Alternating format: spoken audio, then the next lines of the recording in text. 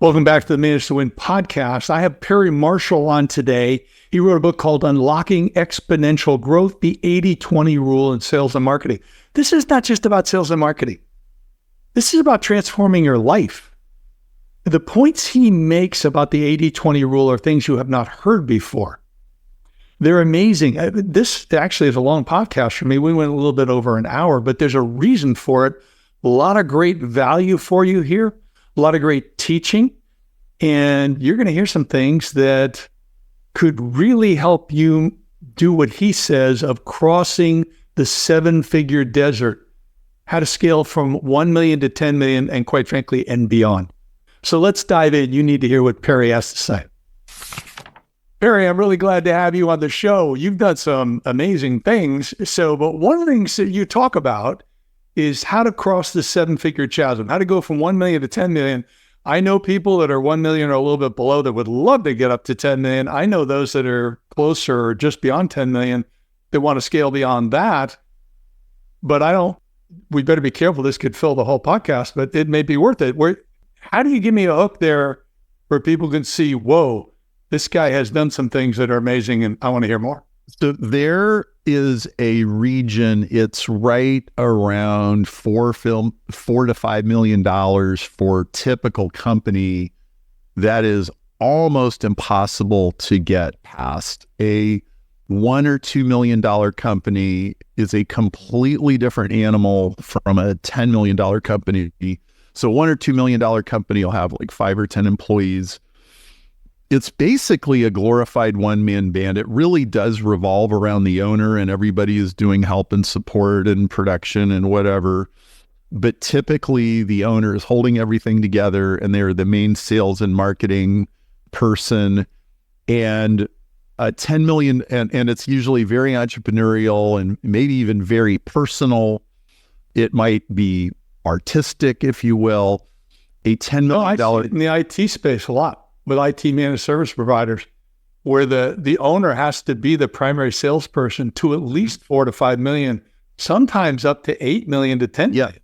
That's exactly right. And a $10 million company usually has like 30 employees and they have some form of HR and they have processes and procedures and they have a sales team and they have a marketing team, and it's not the owner who is doing all that stuff. And getting from one state to the other has a whole bunch of catch-22s.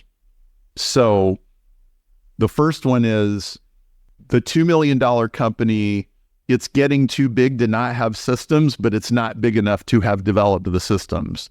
And so like there's a comfort level where it can run just fine. But then if you turn up the gas and you try to expand, you spend more money on marketing, you do all that kind of stuff, you just start burning out the clutch. There are scalability issues where it might be that the owner can close 70% of the sales, but a hired gun only closes 40% of the sales, and the difference between the 70 and the 40 is too much. A lot of times there are fundamental marketing scalability issues where nobody has figured out advertising channels or offers that will scale to a larger level. And so a lot of people make the mistake of thinking, okay, I got to 1.5 million, so I'm just going to do more of what got me here from 500K, and it never gets them above the chasm, and the owner starts to hate their life. And there's all of these fires that are being put out, and my team I'm always getting drug into the swamp. And so it usually takes about 3 different forms of a phase transition in order for this to work. There's an operational phase transition. There's a sales and marketing and marketplace phase transition. And then there's a mindset phase transition, and they all have to happen at once. And so we call that the 7-figure desert because I've hardly ever met any owner of a $4 or $5 million company who's happy. I know a lot of $1 and $2 million owners that are happy, and they've got a manageable, they're a one-man band, but they get a vacation, their team does stuff for them. But there's a huge payoff for getting to the 10 million. And here's what it is. A $2 or $3 million company is usually worth, like if somebody was going to buy it, it's usually worth 1 or 2x sales. If the company's at $1.5 million revenue, it might be worth $3 million. That's what somebody would pay for it. A company that's at 10 million is probably worth 4x sales. So for a $10 million company, that'd be 40. So you could triple the size of your company, but the company becomes 10 times more valuable. But why is that? Why is that? Same industry, same profit multiple. I mean, I work a lot with IT managed service providers, and really their value is based on their monthly recurring revenue. It is because the company is much more stable because it actually is an investment. So if you were to buy a typical $2 million company and the owner handed you the car keys and said, thanks for the check, see you in 2 years, I'm going on vacation, you just inherited his job. And you have to hire somebody at least as expensive as him to do that job, and you have to teach them that job, which means all you did was you bought yourself a job. A company that has scaled the 7-figure desert and done those phase transitions like I told you about has replaceable ownership, and it functions much more like an investment than a job that has tools that you bought to do your job better. And so for example, that's why when companies go public, they're usually getting up into the many tens of millions of dollars, and they go on the NASDAQ, let's say. Well, there's another market that nobody talks about. It's called penny stocks or the pink sheets or the something bulletin board, I forget what it's called. And almost all of those penny stock companies are little $1 and $2 million companies that took on shareholders who don't realize that really all they did was they're financing the capital of somebody's job. And they're extremely volatile. It goes up and down and up and down. They get bought and sold. It's terrible. You mentioned your team. Why don't you inform the audience, just so you have a baseline here. What exactly do you and your team do today? I know you've done some really cool stuff, but today, what is your team doing? So one of the things that we are best at is crossing the 7-figure desert. Once every 2 or 3 months, one of my clients exits for more than $10 million. And I've got a growing list of case studies of companies that have done this. And most of them I knew when they were in diapers. And we have a program called Advanced Mastery Network where we walk them through it. And so we work on the 3 things. We work on the operational side, we work on the sales side, and we work on the mindset side. Now, there are a lot of books and a lot of programs about scalability and systems, and people think that this problem is solvable just by checklists and systems and processes. And that's only a half truth. Yes, you have to have all of that stuff, but I don't think that's the hard stuff. I think that's the easy part of the equation. I think the hard part of the equation is scaling up the sales and marketing, which usually it includes some kind of an ingredient. So I'll tell you a story of one of these. Good, stories. I had a company called Swift Capital who was a client, and they were in the small business lending space. So they had investors. They were loaning money to small businesses. They're advertising on Google. This is about 10 years ago. And at that time, if you typed in small business loan, now who's typing this in? It's the 26th of the month. Payroll is due on the 30th.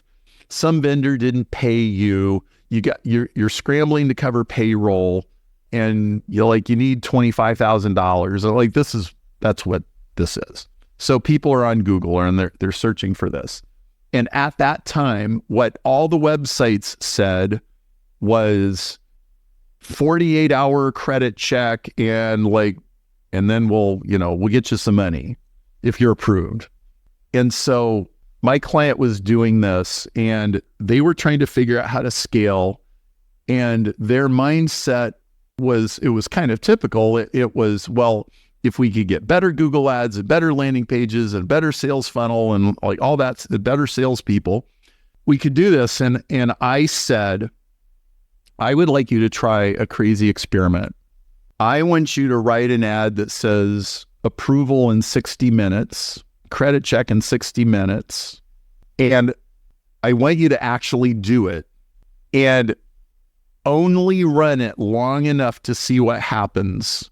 I don't want you to expose yourself to a huge amount of risk, but you are going to be promising 60-minute loan approvals. Yeah. And they're like, and the guy goes, I don't think the investors are going to like this very much. I said, I know they're not, but you might only turn this on for 2 hours to see what happens. They go, okay. So they did it. The needle pegged, the click-through rates of the ads went up, the landing page went up, the inquiries went up, the applications came in. So they turned it off after 3 hours. They turned it off. And they're like, okay, now we have to figure out how to actually do this. But we have to screen out the bad credit. So how are we going to do it?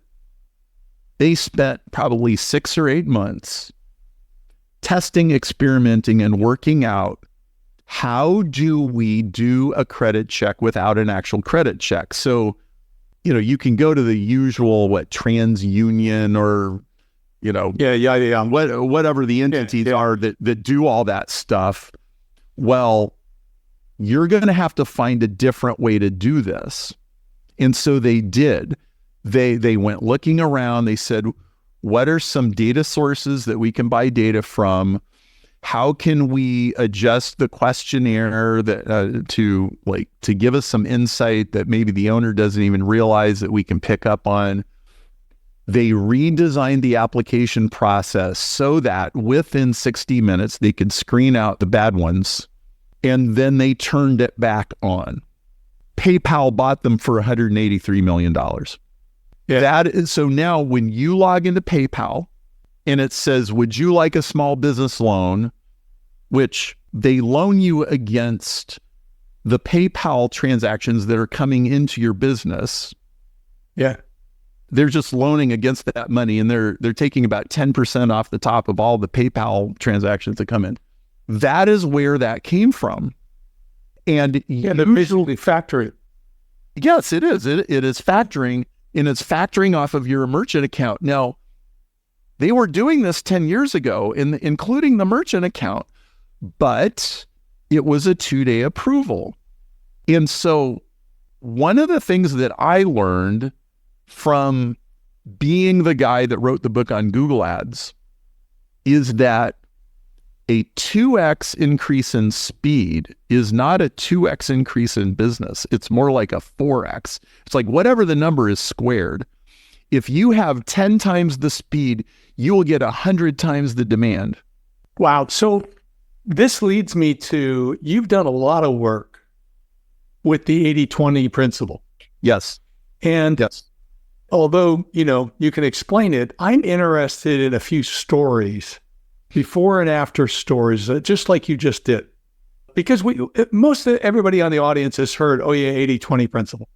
Right. I understand it. I mean, maybe you can review it. Maybe there's a few people out there, but but I'm really interested before and after, maybe some different industries, particularly if you got one with IT managed service providers or in the tech space. And it can be regarding profit, sales, people, how you hire, manage, develop, retain people, whatever it is. But this 80-20 principle, because we are so besieged right now from all kinds of people in social media, et cetera, who want our time. Yes. None of us who've been around and playing the game a while have any time. So how do you get zeroed in, and what better to make that point than some great stories? So everybody's heard of 80-20, but almost nobody really understands it. So I'm going to tell you a couple of stories, probably 3. And so when I was a year and a half into, I hung out I quit my job. I hung out a shingle. I was an independent consultant. Probably everybody listening remembers what it was like to be, I'm in my first business 18 months in. Like, well, it's kind of choppy. I got a few clients. I'm scrambling around. And I read Richard Koch's original 80-20 book, and he made this throwaway remark that he said 80-20 has a lot to do with chaos theory and the butterfly effect. And then he didn't say anything else about it the whole rest of the book. I'm a geek. I'm an electrical engineer. And I had studied chaos theory, and I go, whoa, wait a minute. Did he say what I thought he said? Because, so chaos theory is about things like cracks on windshields and tornadoes and hurricanes and volcanoes and Richter scales and things that are predictably unpredictable. Like a crack on your windshield it's super predictable, but it's unpredictable. Like you don't know where the crack is going to grow, but they all kind of look the same. And it's a pattern inside a pattern inside a pattern. I'm like, is 80-20 a pattern inside a pattern inside a pattern? Whoa. I jumped up from the coffee shop. I ran home, and a year and a half into my business, I looked at how many visitors are on my website and how many people fill in the form and how many paying clients that I have and what's the size of the clients. And my brain turned on fire because it all fit the 80-20 pattern. And what the 80-20 pattern says is 1/5 the people will spend 4 times the money. So 80-20 says 80% of the effects come from 20% of the causes. And so if you apply that to pricing, it means that if I have 100 customers that spend $100, then I'll have 20 customers will spend $500 or $400, and I'll have 5 customers will spend $2,000, and I'll have 1 customer will spend $10,000. And if I only sold the $100 thing, I would literally be leaving 2/3 of the money on the table. And so I had I had a calculator, I had all these pieces of paper on the floor, and I'm going, oh my goodness, I just saw this for the first time. I never realized this before. My wife comes home from the grocery store. She's like, what happened to you? Like I'm laying on the floor with a calculator with papers everywhere. I just think I had the biggest epiphany ever. And I immediately emailed my biggest client at the time, which they made IT devices for industrial automation. So they were a factory floor version of Ethernet switches and RS-232 and ports and all that kind of stuff. And I said, we are going to do an 80-20 analysis of this business. And they're like, okay, well, I guess we like you, so sure, come in next week. So we do this. So here's the very first thing we do. So I had just taken on this client, and the founder of the company was 25 years old. This was fairly early in the internet era. They were mailing out 1 million catalogs a year. They were renting 16 mailing lists, and they were putting it all in a pile and mailing out the catalogs. And with the internet starting to happen and the way the world was changing, they could see that their growth curve was leveling off. They had actually grown pretty nicely, steadily like, I don't know, 12% a year for the last 25 years, and it was leveling off. And so I said, we're going to do an 80-20 analysis of your marketing. And we're going to start with these catalogs. I know, just based on 80-20, that 80% of the business comes from 20% of these mailing lists, and only 20% of this business comes from 80% of the mailing lists. And if we can figure out which mailing lists are good or bad, then we are way ahead of the game. Well, this was harder than it sounds. And the reason it was harder than it sounds was because they were a B2B company, and it was very common that some engineer in Idaho would call a purchasing agent in Pensacola, Florida, and have something shipped to New Mexico, and nobody would have any idea where the mailing was. Okay, it really was difficult. Yeah. So, and big orders, small orders. So what we did was we rented all these mailing lists, and we sent them postcards offering them white papers.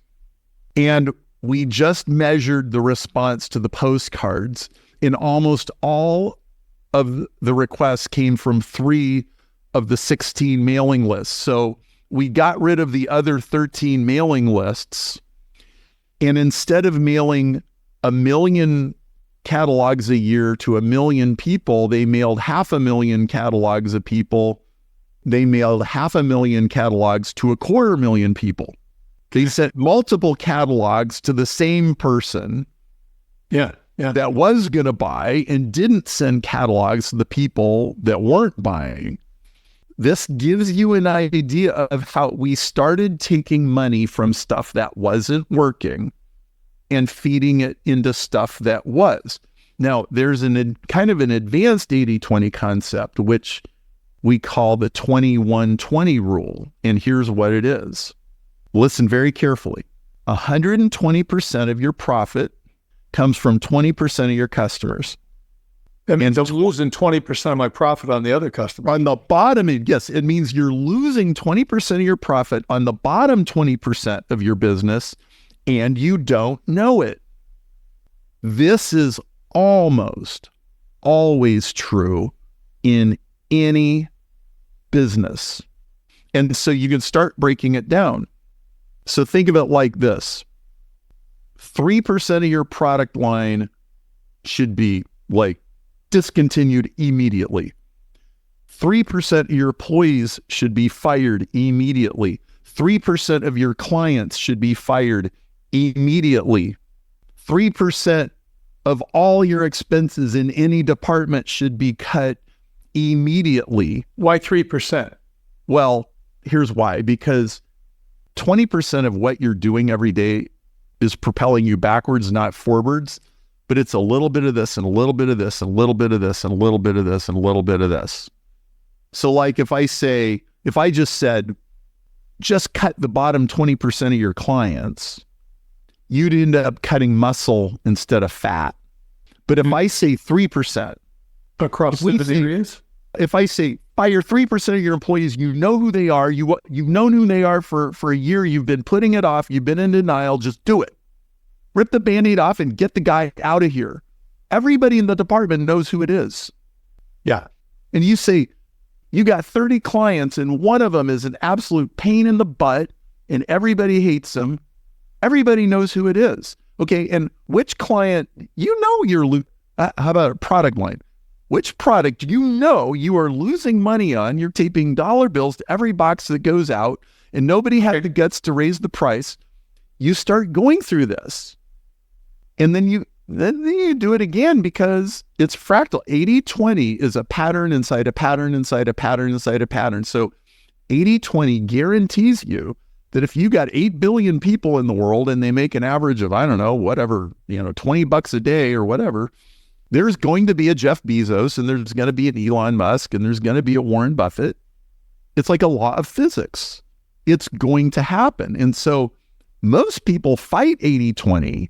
So here's an example that anybody could understand. Well, hold on one sec. So first of all, I think I understand there's a lot of power in taking that 20% and dividing it across 6 or 7 areas. And I'm reminded, I forget where I heard this, but it was from someone, and he talked about firing somebody and the repercussions of that were positive. He said, sometimes you need to shoot one of the cows in the herd to get the herd's attention. Yes. And so you may do that first round, and then you're going to see some improvement. You may do a second round, or maybe not, or a third round. But each time you're going to make it clear that we have some standards, and we're tightening up these standards. But I'm starting with myself. If I'm understanding correctly, the example you used, if I heard correctly, was, I'm going to look at how I'm spending my time because none of us have enough time. Yeah. So you're setting an example, cutting a little bit out here, a little bit there. It sounds very doable. Do you pause first? You have to. Yeah. Say, okay, what are these areas that I'm going to attack?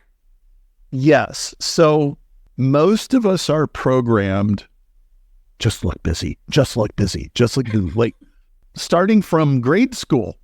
Yeah. So in school, we want you to get straight A's. There's nothing 80-20 about straight A's.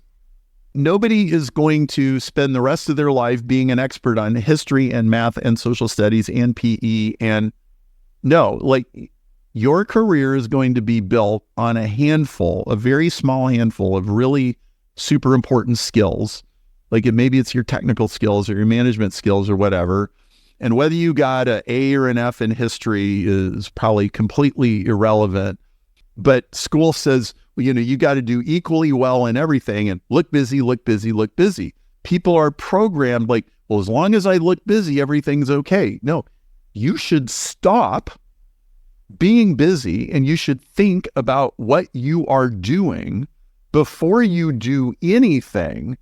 And 80-20 really says 80% of what you are doing is only accomplishing 20% of what you're getting. And a fourth of that is moving you backwards instead of forwards, and you shouldn't even be doing it all. So 80-20 is really about what you don't do, not what you do. It's also about who you don't sell to, not who you do. So in my book, 80-20 Sales and Marketing, I talk about the 5 power disqualifiers, which is a brilliant concept by John Paul Mendocha. And it says these 5 things are always true anytime anybody buys anything from anybody. And here's what the 5 things are. They have the money. If they don't have the money, they are not buying. Now, that sounds so bloody obvious, but when I was a young sales guy, I would spend hours with customers before I had any idea even if they had a budget. And I felt like I was being a greedy capitalist if I just asked the guy, so what's your budget for this? Because it's interesting, Perry. Let me throw something out there that's the reverse thing. I have a hiring system that we do, hire the best. And I tell everybody, in your first screen interview, one of your first 3 questions is, what are your compensation requirements? It's the reverse of what you're saying, but the same application. Because if they're looking for $120,000 and my budget's $60,000, we're both wasting our time. That's right. So they have the money. Number 2, they have a bleeding neck. They have a problem that needs to be solved. There are a lot of people that have a problem. There's no urgency. I'm not dying of a heart attack. I don't know why I need to stop eating cheeseburgers. They buy into your USP, like whatever your unique angle is on services or whatever, they buy into it. Number 4, they have the ability to say yes. I don't know how many sales appointments I've gone where I was talking to a guy who could say no and he couldn't say yes. Yeah. And I just wasted 4 hours. Number 5, it fits their overall plans. Now, let's slow this down for a second. If you approach every sale from the standpoint of, I'm not going to invest any energy in you unless you have the money, have a bleeding neck, buy into my USP, able to say yes, and it fits your overall plans, unless all 5 of these things are true, I'm not attempting to convince you of anything. And what I love too is what you said in number 4, which you didn't repeat the second time, but you said it the first time, You have the ability to say no, but not the ability to say yes.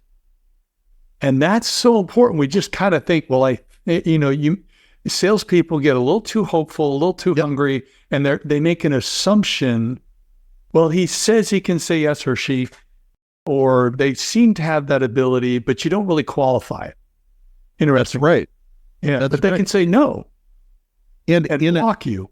In a complex corporate sale, like if you're in one of those sales situations where you're giving the PowerPoint presentation, the purchasing manager is there, the contracts manager is there, the engineering manager is there, the vice president is there, very often there's a person in the room that's the actual decision maker that neither their title nor anything anybody told you indicates that they're the real decision maker. It might be, I don't know, it might be Helen who runs like some department, or it might be the wife of the president, or who knows. Like in a big complex sale, these are complicated, and there might be 6 people who have to say yes. And if you don't know that, forget it. Like you're never going to get the purchase order. So then have you taken those 5 qualifiers and redefined them for how I'm going to choose either to be better on my time, or I'm going to, you kind of describe them on how they would, in some ways, how they would work in the business, looking at the business, how I'm going to make the business stronger. Have you redefined what those qualifiers are, either for me as an individual, where I want to achieve more and I can hold myself accountable, or I'm going to look at my business and evaluate based on that? So 80-20 applies to everything you do. 80-20 is in every spreadsheet in your entire business. It's in every Google advertising account. It's all over the place. Most people have never noticed it. And one of the things that 80-20 says is that there's, in your day, there's $10 an hour opportunities. There's $100 an hour opportunities. There's $1,000 an hour. And there's $10,000 an hour. And a lot of people will furrow their brow. They'll go, $10,000 an hour? What are you talking about? Like my time's never worth $10,000 an hour. Hold on. Let me prove to you that's not true. So let's say we got an IT shop and Helen answers the phone. Johnson IT Consulting, how can I help you? Somebody calls in and she puts them on hold for 2 minutes. And she picks up the phone after 2 minutes and they're gone. They were going to spend $20,000. But they didn't, because she put them on hold. She lost $20,000 in 2 minutes. That's $10,000 a minute. Yeah. Don't tell me this doesn't happen. This probably happened to you last month and you didn't know it. So, and this is, Helen is a $20 an hour receptionist.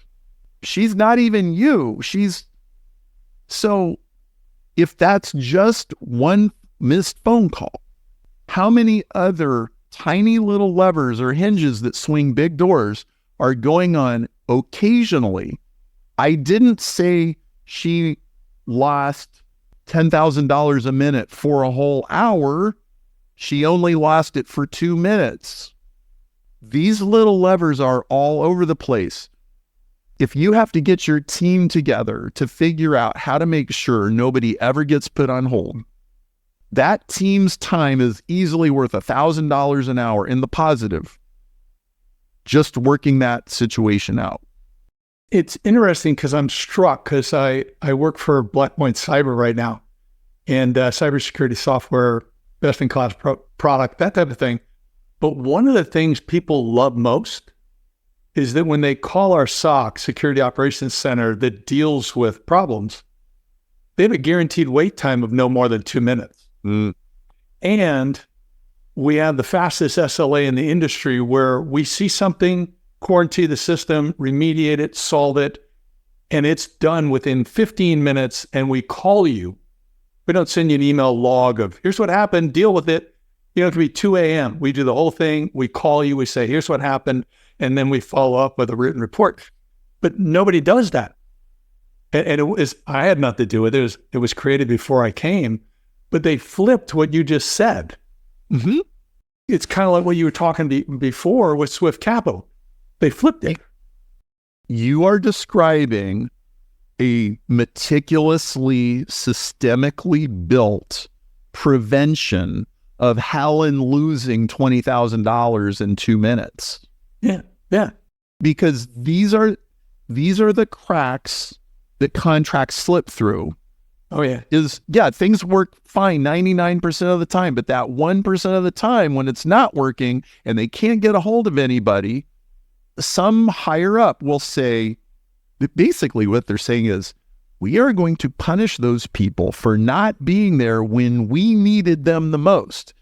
No, you may not renew their contract. You will find somebody else, even though the employees might have all kinds of reasons for not wanting to switch vendors or whatever, because they're making an example out of somebody. It's like what you said about firing people. And you're right.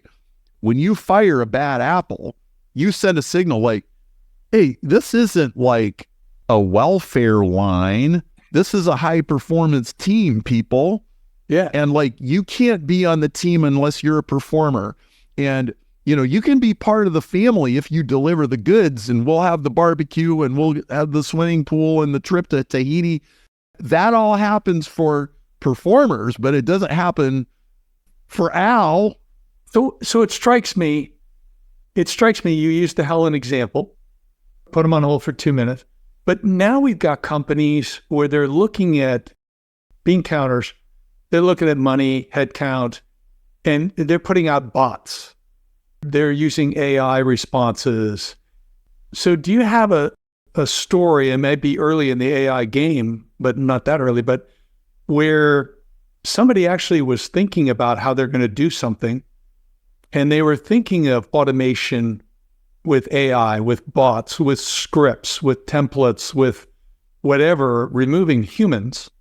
And then somebody woke up, had the proverbial 2x4 across the forehead and said, wait a minute, if we do this, think if we were the customer or the prospect and we were calling in or trying to contact us and we got stuck in that loop.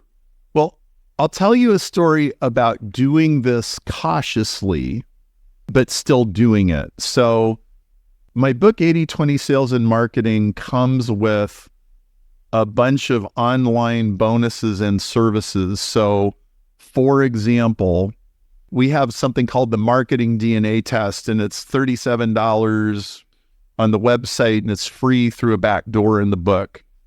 And the purpose of the Marketing DNA Test is to figure out, David Russell, how do you persuade and convince when you need to persuade? What is your most natural form of marketing that you innately go to when you got to convince somebody to do something? And for some people, it's writing. For some people, it's video. For some people, they're going to get up and give a great presentation. For some people, they'll use pictures and graphics. So it works out things like that. And we've been giving that away for 10 years, and it's a great tool. We probably had 25,000 people run through that tool. Well, we just made a GPT for that tool where if you had 6 people on your team take the tool, you can upload all of their PDF reports into the tool, and it will explain how they work together and don't work together well because of their different styles. Interesting. And this is an example of, so I believe, here's where I think books are going in the future. I think in 3 or 4 years, a book, like an audio book, will be a choose your own adventure thing where it says, welcome to Malcolm Gladwell's book, Outliers by Malcolm Gladwell. And it'll say, would you like me to look at your LinkedIn profile or your Facebook page to know more about you before I read you Malcolm's book? And you say yes. And then it says, well, David, what is especially with advice books, like, well, David, like, what are some problems you're trying to solve right now? And you tell it. And then it does a choose your own adventure. and like it customizes the book to you and you can ask virtual Malcolm questions. Like I think in 3 or 4 years, this is going to be normal. Well, I'm sure there's people that could make it happen right now today, but at this particular moment in time, that's a little bleeding edge. Probably take too many tokens and, whatever. But what you can do with an advice book is you can give people tools that take concepts in the books and apply it specifically to them. So like when you take a marketing DNA test, you're going to get a 1 in 10,000 answer. Like it literally is only one person in 10,000 would get an identical result to you with an identical explanation. And then if you can say, well, my score is 2371 and their score is 6473, and I can upload that and it's going to say, okay, so Perry should write copy, David should shoot video, Perry should do this, David should do that. Either one of them could do these things, and neither one of them should do like whatever, and you should outsource it to some contractor. That is giving you personalized, customized value from a generic information set. So we've started building these things out, but I'm not biting off more than I can chew. I do not believe that I've put out any tools that are going to make me look bad because we've overshot or like got out over our skis. I think there's an increasing experience that people are having where they go on the website and they use the chat bot and it tells them a bunch of stuff that doesn't make any sense or it doesn't work. Well, that's not the point. Like the point is not just to use technology because it's cool or because it saves money. The point of AI is always to give a better experience than you would have had without the AI. It's not about a cheaper but embarrassing experience. Yeah. No, so I got 2 questions. The first one's, I don't want the audience to leave. You got to stay for the second one. So the first one is, the 80-20 sounds like you've really taken a different look at this and are providing some powerful insights for however you want to apply it. And it strikes me, I need to dive deeper into it. I took a look at it, but I didn't read the whole book, but I need to do that for myself. So I'm 68 years old, still learning. So 68 years younger. So I'm about halfway through. I'll make it to like 125, I think, maybe. We'll see. Yeah, I hear you. Anyway, if you were to summarize that, I mean, for everybody in the audience here who's got no time, why should I really take a look at what you're teaching or look at your website, do one of these, you talked about the assessment, something. So 10% of your time is propelling you backwards, not forwards. Yeah. Like it's driving with one foot on the brake and one foot on the gas at the same time. Like fully 10% of what you're doing is counterproductive. It's not even productive. Furthermore, 10% of what you're doing could be 3, 4, 5 times more effective if you focused it a little differently. So for example, 1% of your customers produce 50% of your revenue. That is 80-20 cubed. So it's a law of nature that 20% of your customers produce 80% of your revenue, but 20% of 20% produce 80% of 80%. And 20% of 20% of 20% produce 80% of 80% of 80%. That's where the 1% produces 50%. Half your revenue comes from 1% of your customers. So here's what I've always found in any company. There is some customer that like faxes you a purchase order once every 6 or 12 months, and it's a large purchase order, and you ship it out. Nobody's ever been there. Nobody's ever talked to them. Nobody knows who they are. Nobody called them on the phone.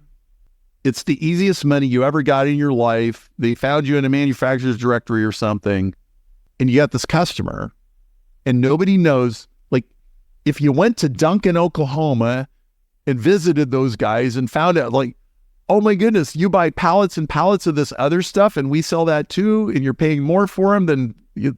Well, let's do a deal. And all of a sudden a $60,000 customer becomes a $500,000 customer just because somebody decided to fly to Oklahoma City and get in a rental car. It's the opposite end of that bad 10%. Like there's a good 10% where there's more to be had and it's easily had, but nobody's looking for it. 80-20 teaches you to look for stuff. It says the law of the universe says there's more where that came from. Go look. It's interesting because what I'm hearing you say that I'm still forcing myself to do and learn as a habit is to pause and think. The Abraham Lincoln, if I got 6 hours to chop down a tree, I'm going to take the first 4, sharpen my axe.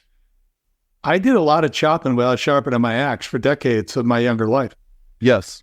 And so this 80-20, if I really, correct me if I'm wrong, but if I really discipline myself on this 80-20, I talk about taking sanctuary time once a week to really hold yourself accountable without diving deep into that.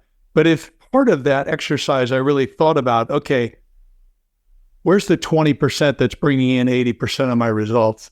How do I do more of that? Yeah. And clear some of this 80% off my plate so I've got more time in there. That's what I'm hearing you say. Am I correct? Yes. And where's the 1% that produces 50% of the results? And how can I dig into the 0.2% that produces 40%?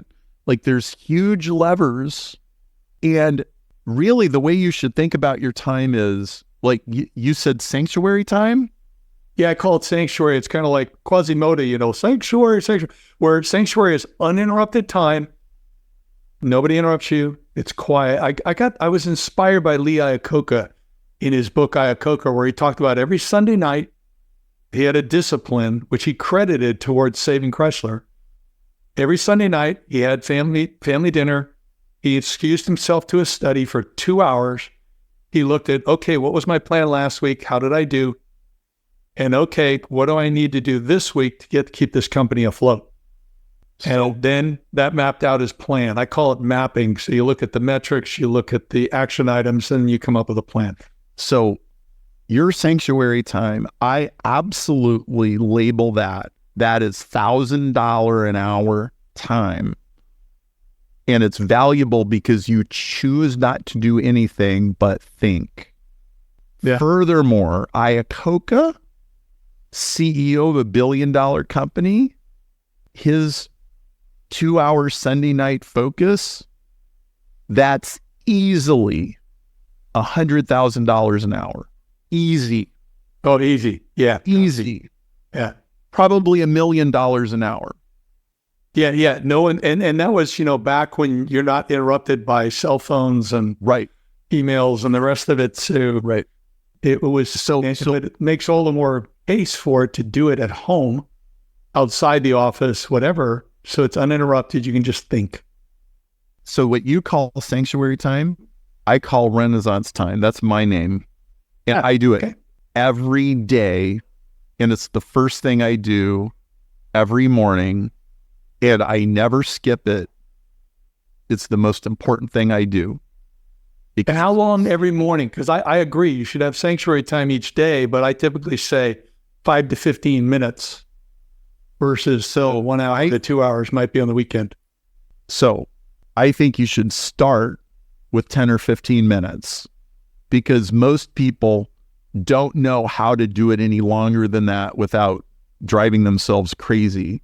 But if you cultivate it, I do 1 to 2 hours every day before I engage in the rest of my work. And there's 2 things that I'm trying to do when I do that. And again, this is a cultivated discipline. Start with 10 or 15 minutes. Don't start with 10. But the cultivated discipline is, first of all, I'm going to get myself emotionally and spiritually centered.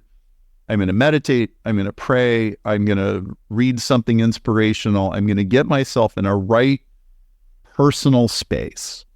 Kind of like most people have their cup of coffee or something.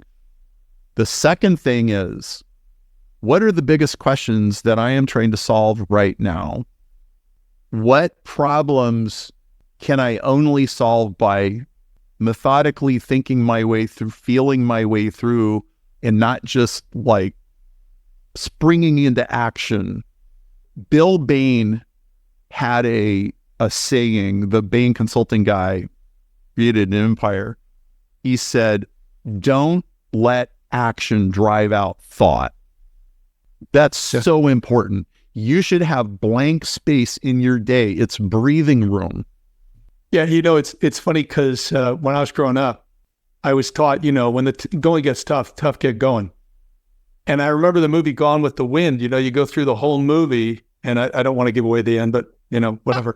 But at the end, Scarlett is at the end of her wits. Everything's falling apart in her life, and she's like, "Oh, woe is me!" And then she's like, "Tara, I'm going back to Tara.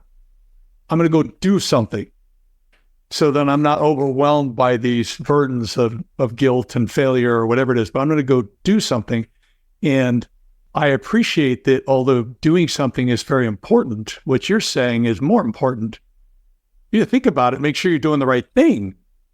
Yes. And over the last 100 years, just think about 100, 200 years ago, agrarian society, and now we're in this technological age. If you lived in the 1850s, you better be behind a mule plowing a field or milking a cow or something, or you're not going to have food this winter. And that's the world you lived in. And so, you just get your body in motion and you do stuff. Now, in a push-button world, in a world with prompts and GPTs and internet and all that, it shouldn't be 80% action. It should be 80% thought and 20% action. Yeah. By definition of how the world has changed, the levers are so much bigger. So this teased up my second question, and then we know we're going to close this out. So I happen to notice on your website, and I am not recommending this to the audience, but I want to trigger them with it. You have an event called Equity 2.0, the 18-month multiplier on there, where you state that the next 18 months represent a critical pivot point in business history. Yeah. We are entering the final phase of an 18.6-year economic cycle, creating both an unprecedented opportunity and existential threat. Threat, whatever. I was like, well, that's kind of a bold statement. So I'd like to close with you explaining that event, which is April 22nd to the 24th in Chicago. And just to kind of say, hey, guys, you think about this 80-20 and the importance of thinking and planning. And this is just something you may or may not want to consider. As I say, I don't know enough about it to recommend it one way or the other, but the way this is written, it's like a wake-up call, and it sounds really interesting. This even kind of seems like it's going down your path of building on 80-20. It is. I think we are in an epic level of change. In fact, so I don't know about you, but I find that my physical body tells me stuff before my brain knows it.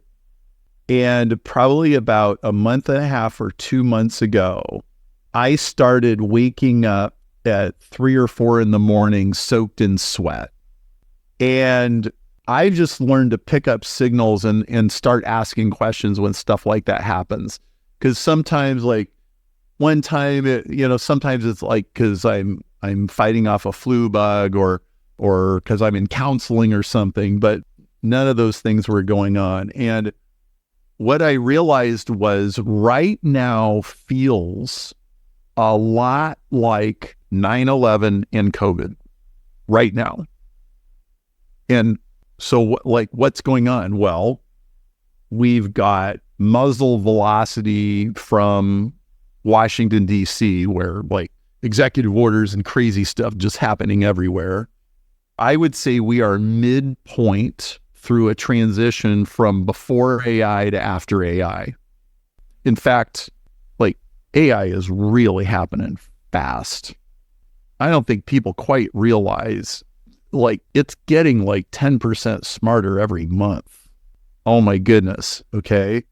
I think AI is about to obsolete about 40 to 60% of what people think of as marketing. It's about to just be flattened and compressed.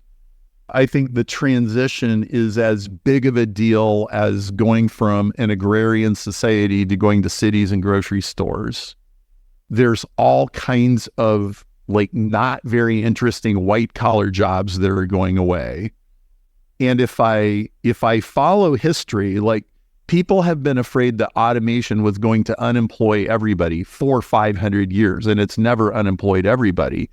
It's always created possibilities for people to do even better things than follow a mule and a plow every afternoon. Like, no, how about we have some TV shows and some entertainment or build some computers or something? Yeah. So I think that will continue. But most of my life, I've actually been too far ahead of the curve. And that's really painful. Pioneers come with arrows in their backs and all of that. Yeah. But man, when you are the right amount ahead of a curve and just a little bit ahead, but the right amount, man, it's a magic carpet ride. And so originally the seminar was about equity, and it still is. It's really about that 7-figure barrier. And how is it that my clients are getting an 8-figure exit every 3 months? Like, how is this happening? That's part of it. But I added a twist about 6 weeks ago, which was we have to deal with this AI transition. And you have to get really clear about what's going to remain human and what the humans really, really need to focus on, and what needs to be completely given over to the machines, including lots of things in sales and marketing and operations and messaging, because AIs can write good copy now, and AIs can build sales funnels now, and AIs can even do sales calls now, believe it or not. And everybody needs a roadmap from where we're at to where we're going to be, and needs to be ahead of the curve. And so this is just an epic transition in world history. And I could feel it on my bones. Like I said, it feels like 9/11, it feels like COVID. And both of those were big benefits to me and my clients, the ones that got ahead of it. Okay. So if they want to learn more, they can go to your website. Yeah, go to perrymarshall.com, right? Yeah. Okay. Well, Perry, I have enjoyed the conversation. I'm not going to comment on any of the comments you just made, because then that's another hour-long podcast, at least, if not a full day, which I would greatly enjoy. But I know you've got a schedule and I've got a schedule. But I want to thank you very much for coming on, speaking candidly. And yeah, this is great. This is any last conversation. You asked great. Any last thoughts? Or we already mentioned your website, perrymarshall.com, but anything else?